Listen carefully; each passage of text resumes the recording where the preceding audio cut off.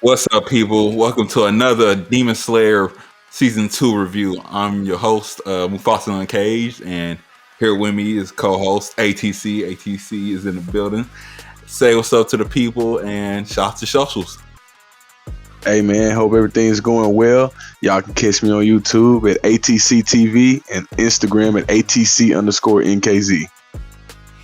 All right. And another one of the people we have in here is Gorilla J and KZ. Say what's up to the people and shout to socials.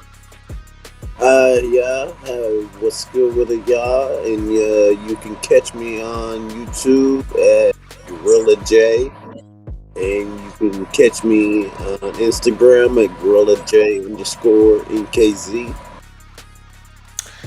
All right. But man, and also if you're trying to get into one of these reviews, let us know in the comments. And I'll get back to you. Or even hit me up on Instagram, DM, and I will get back to you. But also like, comment, share, tell us your thoughts in the comments on how you feel about this episode. All right, so we're gonna talk key points like last time. Because this episode was action packed. It was so much, and I loved every bit of it. But let's talk a little bit about what else was going on. They go into Tegan's backstory a little bit in this episode. They talk about him and like his thoughts on a couple of Hashiras. What couple points I had with his backstory and like how Tegan felt about the other Hashiras. He pointed out like one of the Hashiras had picked up the sword and became a Hashira within 2 months. Now that's I don't know how good you got to be, but apparently that dude is fucking great. I want to see him come into the story. Whenever he comes into the story, he's probably gonna show the hell up. And I also wrote down. He had 9 brothers and sisters. I was like, God damn. So you had 9 brothers and 9 sisters, or is that just all together? That had me thinking for a little bit. But 7 had died apparently, and the only one that survived was like his younger brother, and apparently he doesn't. It doesn't seem like he doesn't like his younger brother. It seems like he just doesn't want to be like him because he's more like their father. And I don't know how Tegan's father is. They didn't get into that. But hopefully we see more of his backstory with that. And he received brutal training from his father. Now, being a shinobi, it seems like it's always like some brutal training they got to go through to get where they're at, But also, he talks about his respect for Rengoku. You see it in this episode where he brings up Rengoku. He can't be like Rengoku or anything like that, And he also talks about like he has let so many people like down or die in his line of duty of Hashira. So what are y'all thoughts on this? Like his backstory and his thoughts on the Hashiras? Man, the thoughts on the Hashira, I thought that was pretty cool. They mentioned the stone and the mist Hashira. So 2 months of training, that's pretty damn quick. It's going from like regular to master, So I thought that was pretty cool. Also, the thing with the brother, he never did really say necessarily what happened to the brother. So I guess we can just imagine that the brother's alive, I'm guessing, and well, but doesn't really care about his men or the wives. They're all kind of just like tools. So yeah. I thought that was pretty interesting how he talked about the brother. But yeah, man. Because seeing all that, I was like, finally, we get to know more of his backstory and go into that. I wanted to know more about his like father, I guess, or more about his clan. But brutal training. That's all we get from his backstory, and apparently he didn't fuck with his dad, I guess, because the way his dad was treating his subordinates, But anyway. It goes from that, and then what else happened after that? So basically, this really was an action-packed episode. So then, like, they talk a little bit after they talk. It gets right into the thick of it. This boy Tegan start going off, bro. I'm like, man, he does a whole foot uppercut to Daki, get her out the way and shit. I ain't gonna lie, Daki would have been dead this whole time. Like it would have just been him. You feel me? If Daki didn't have like that OP or like that annoying ass like oh you just get beheaded and she just put her head back on. Like no, she would have been out the picture because this is like the second, probably third time her head then like got cut off, bruh, and she's still alive, you know. But you see Tegan over here, he going off, bro. Like I like his blade, bro, because it was one part he's about to cut other brother's neck off, and then he extended it, and he was holding the sword by the tip of it and trying to cut him. I thought that shit was clean. I was like, damn, this man got a strong grip to have that precise aim and precision to cut and just hold the sword by his tip. But then you see Tanjiro come in. You see Inosuke and Zenitsu come in, bruh, and they pull up and do some flashy entrance shit. And Tegan just like egging them on, like, "Hey man, I like y'all how y'all pulled up. That was nice. I mean, you should have noticed when they pulled up on you, bruh. Like they got some flashy entrances, bruh. Like they know how to make a entrance." But anyway, how was y'all felt? Let me ask this: how did y'all feel about the fights in this animation in this episode? Shit, I thought that was animated pretty cool, pretty dope. Yeah. And I thought it was also kind of crazy that the demon, the brother man, he was tripping on Tengen. He's mad because Tengen had to drip the sauce. Yeah. And he had the technique. He was mad. Yeah. I thought that he was crazy. mad. He was mad, but we gotta give a shout out to Tegan, bro. This dude was poisoned throughout the whole fight. And you feel me? He's still giving it his all, bro, despite like being poisoned and all that. You see how a whole trained shinobi. Yeah, bro. Like, yo, this man was like, yo, I don't care about that poison shit, man. I feel like I can just keep going, bro. That poison shit had no effect on me. And it goes to show how like tough he is. You know, he's still fighting even with this poison on his in his body and shit. But you see Inosuke, you feel me? He talking his shit. He's Lord Inosuke. He got to pull over for the smoke. And Zenitsu over here, you see him, and he sees Doc. Well, he don't see her because technically this man's still asleep. He's consciously asleep through this whole point. It's funny that this man Zenitsu was still asleep, and he still got the ponytails in, and he's still doing all this fighting shit. What else? So you see Zenitsu sees Daki. Quick as fuck though. Yeah, he's quick as fuck. Yeah. Like at the blink of an eye, my man did like he did her like what is it, the pinball machine? Bing bing bing bing bing bing bing.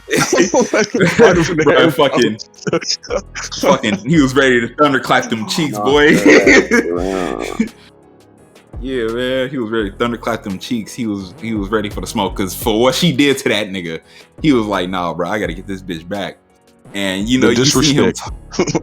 Yeah, you see him like talking to her like, oh, like the way you treated them other girls, you shouldn't be doing that. You like you should have did that. You feel me? You gonna apologize and all this and that.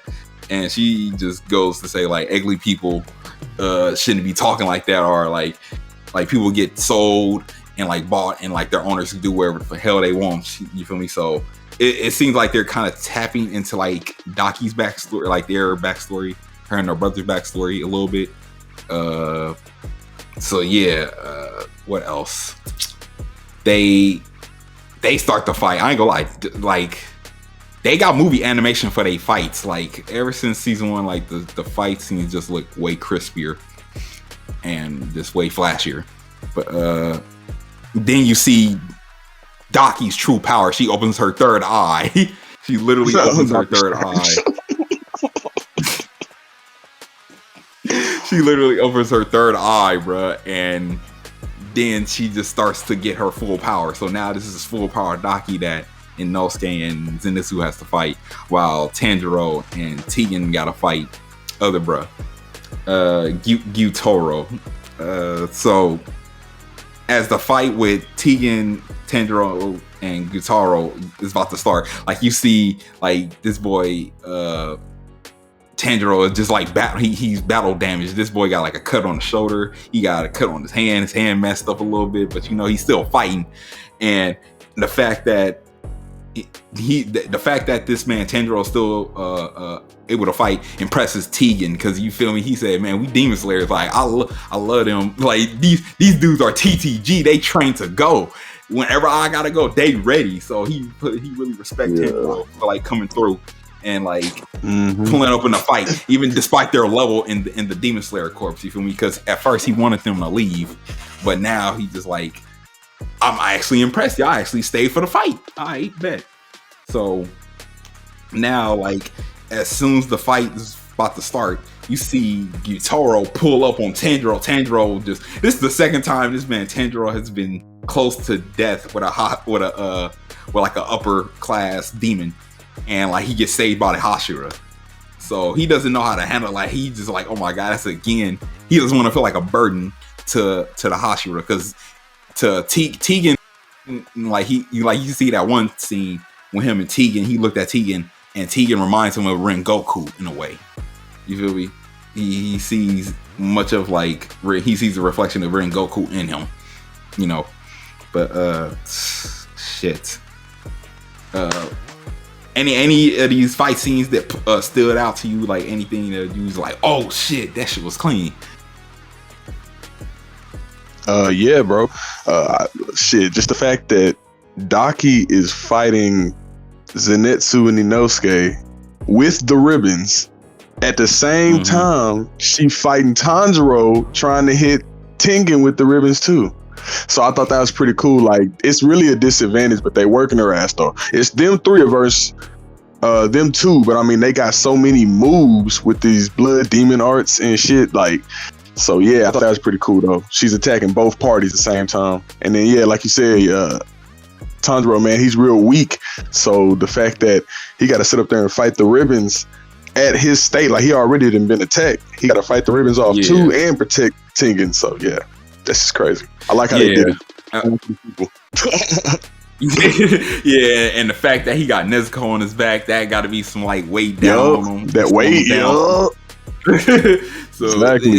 It's wild, man. I'm like, damn, bro, this shit is like, this probably one. I know I said the other one was like one of the best episodes. I think it was episode 6, but that was like one of the best episodes. This one is also one of the best episodes of this season 2, and it's just getting better and better as the episodes go, you know. So shout out to everybody and Aniplex, I think is the studio, but shout out to all them. They did an amazing job involved, like making this shit. Yeah, exactly, making this shit look so clean. But we also get a scene with Tegan's wife. She pulled up with like some kunai machine thing and shot a whole bunch of kunais at Gyutaro. So then when you see that, he was thinking Gyutaro seen it and it was like, oh, them does kunais, I could just get hit by him. But then he does like his blood art and like deflects all the kunais. But then he also sees Tegan pull up. Tegan pulled up with the quickness and cut off his legs, and and then when that happened, he couldn't regenerate his legs, and he got hit with a kunai. And he said the kunai was laced with something, and I thought that was smart. That was like one of those like Naruto finesses. You feel me? Like like would just paralyze him or like slow him down. You feel me? So then after he got hit in the neck with a kunai, you see Tanjiro pull up. And he just about to get the final blow off. As he's about to get the final blow off, it cuts the fuck off. I was so fucking mad. I was so fucking done. Like, why did y'all do that shit? As soon as he's about to get the cut in, everything just cuts off. Go in credits. Like, bruh. But how y'all feel about this whole episode? Jay, you want to go? Yeah, hell, it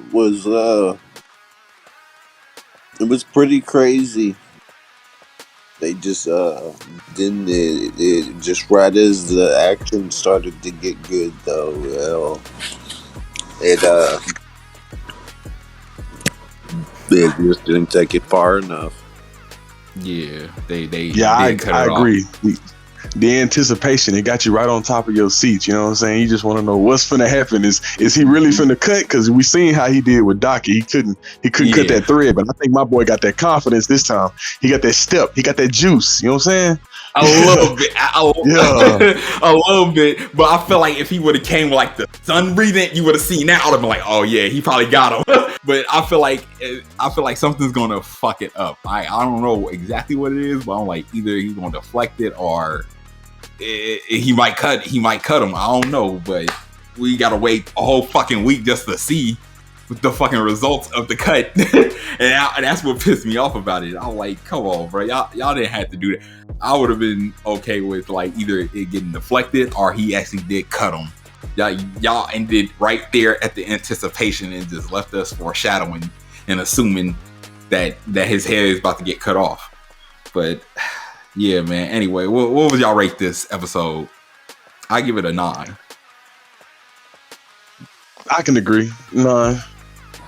Yeah, I'd give it a good 9. The Three Musketeers. Oh shit, man. Oh shit, man. Let me say this too. I thought the music while they were fighting, I thought that shit was fire. It was really hyped. There was a whole lot of Black Air Force energy on that track. Anyway, this episode was just fucking great though. Everybody pulled up for smoke. Everybody was ready for smoke. It was all smoke being thrown back and forth, man, and let us see it. The teamwork is amazing. Yeah, exactly. We ain't doing no one-on-ones no more. We gonna get a body. These they gotta catch a body for Rengoku. You feel me? They gotta do it. So ain't no one-on-ones. We don't fight fair. Nothing like that.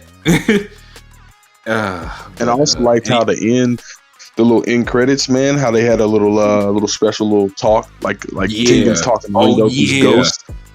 That was nice. I like how he was basically telling them, he said he didn't like he had 3 wives. It's funny. Why everybody don't like that man for having 3 wives? Oh, y'all fucking haters. Yeah. Oh man, another thing they did also mention is like the Edo period, like the shinobis are been wiped out too. So like Tegan probably like the last of some shinobis, but I feel like there's other shinobis out there too. You feel me? But yeah, it said all 15, or let me see, it said that all 15. Yeah, if I'm not mistaken, all 15 died. No, excuse me, all 7 died when he was 15. Yeah, I want to make sure I got that right, y'all, so y'all don't get on my ass in the comments. Yeah, I said that. I said that too. And don't be spoiling shit in the comments either. Please don't with manga. Like we sticking strictly to the anime, people.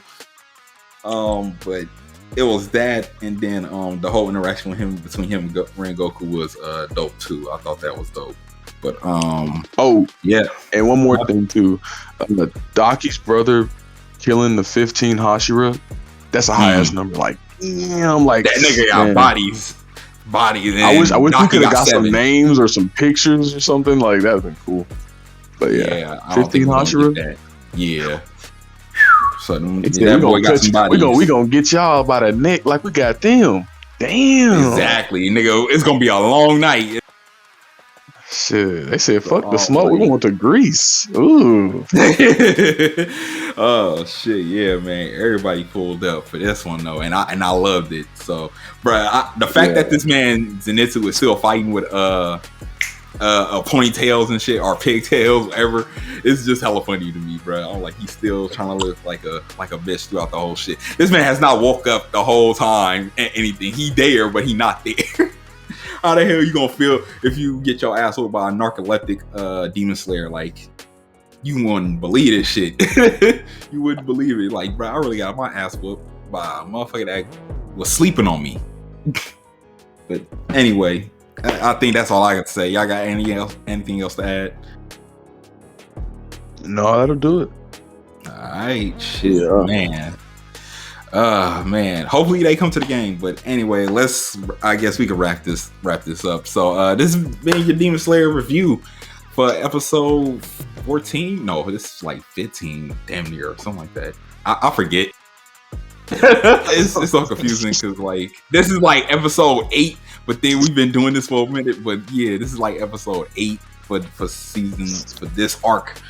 We only getting 11, so we got a couple of more of these rolling out, man, and it's gonna be done. So maybe in February this is gonna be done, and shit. But I like to appreciate everybody who stood to the end of this, and thanks for your support. And you know, we're gonna be back next week with another one. But like I said, tell us your comments on how you felt. Tell us in the comments if you want to be in this or anything. You already know who it is, Mufasa Uncaged, and we out.